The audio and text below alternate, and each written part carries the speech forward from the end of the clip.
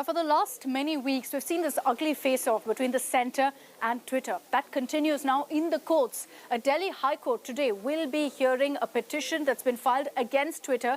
This is on the contentious issue of not complying with the IT norms. Now, in an affidavit that's been filed by the centre in this particular case, the centre had said that Twitter is a significant social media intermediary and is obligated to comply with the IT rules of 2021. The centre said that Twitter's failed to comply so far with the law of the land. Now, remember that Twitter, in its response, in its affidavit, said that it is in the process of appointing a grievance officer and that they are complying currently with the IT rules. And the centre, in response to that, made it very clear that no, they're not. Let me take this across now to Anisha Mathur. She's joining us live from Delhi with the latest updates. Anisha, we've seen this particular issue resonate in the courts before. A Delhi High Court now will be hearing this particular petition against Twitter.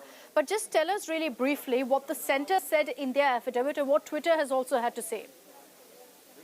Well, Akshita, the centre has been very clear in their affidavit. Remember, this is a petition where a Delhi resident has specifically gone to court with a complaint saying that Twitter has not complied with the rules and Twitter has not taken any action on complaints that he had raised regarding certain tweets by certain political leaders. Now, the Indian government has, in its reply to the court, said very clearly three things. One, that Twitter has not, in fact, complied with the IT rules so far. Two, the grievance officer has not been appointed. Any complaints raised in India are being handled by a grievance officer sitting in the US, which is in violation of the Indian rules.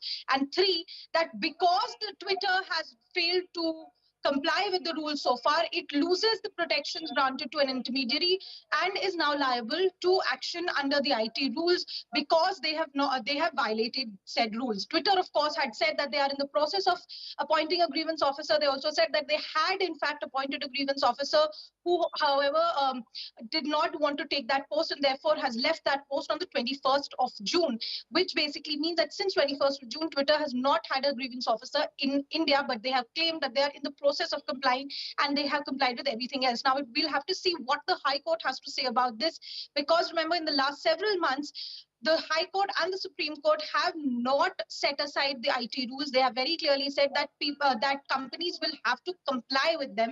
So now we'll have to wait and see what happens in the court when the matter comes up today. All right, Anisha, we'll keep coming to you through the day for the updates from the Delhi High Court. But let me just break down for you now. What are the charges against Twitter? Why are they under fire and in the dock in India? The first charge against them is that they haven't complied with the new IT norms put in place by the government. The centre said time and again, despite repeated communication, Twitter hasn't complied with the norms. Now, they've been accused of spreading enmity on their platform, not checking hate tweets and not taking action against such users. Besides that, another charge against the social media giant is that they haven't censored adult content. And there have been several cases against Twitter in this regard about pornographic content being posted on Twitter.